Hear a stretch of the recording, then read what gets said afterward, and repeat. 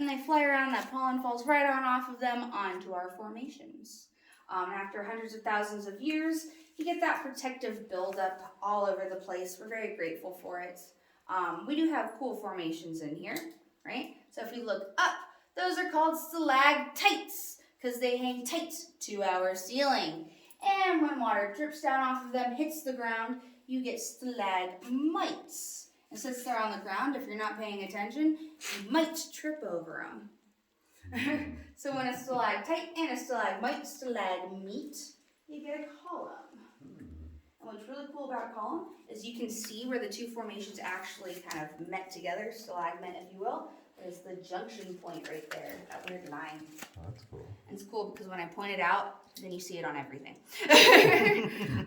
So if you look around, you see what kind of looks like melted wax or melted ice cream, and that is some of those formations as well. So when that calcite rich water would flow over this rock, you would get flowstone. And when it drips on down, you get dripstone.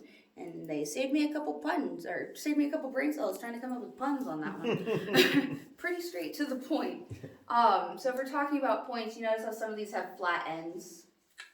That is not natural to our cave.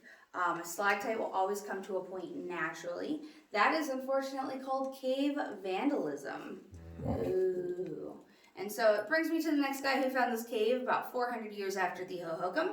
His name was Solomon Lick.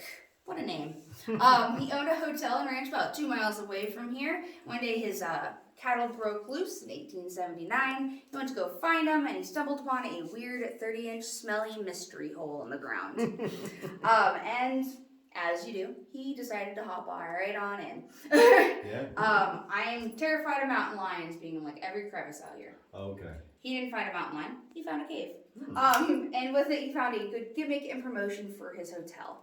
You'd stay a night at his hotel, he'd invite you into this cave, and he would encourage you to take whatever you wanted out of here. Wow. So a lot of those artifacts that were in the front room from the Hohokam, those were stolen, and a lot of our formations were destroyed. People were climbing all over the place to get a piece of our cave.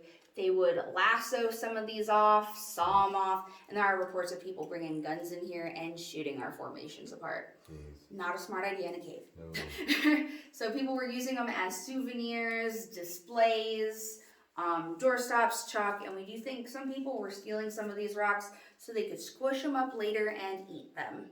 Yeah. Wow. So calcite crystal is made out of calcium carbonate, which is the main ingredients in Tums.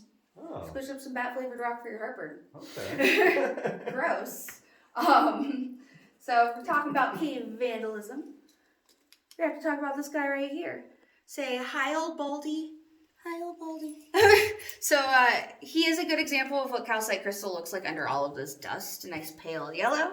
But Solomon started a tradition with old Baldy. You would rub his head for good luck coming in and out of this cave because so many people needed that luck. It has stripped away that protective layer of dust and replaced it with over 100 years of hand oils, which has permanently destroyed him. He's never gonna grow again. We did make the best out of kind of a bad situation for Baldy. We turned him into the get it out of your system rock. Okay. If you want to touch anything in this cave that is cavey, you can get some luck from old Baldy. I'm gonna warn you though, there's a reason why we didn't name him Mr. Clean.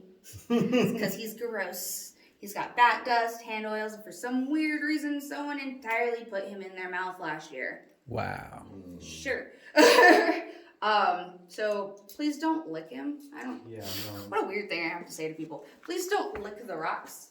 But you can get some luck from him. You are also going to see him on the way out. So if you just want to do it then, go wash your hands. I get it.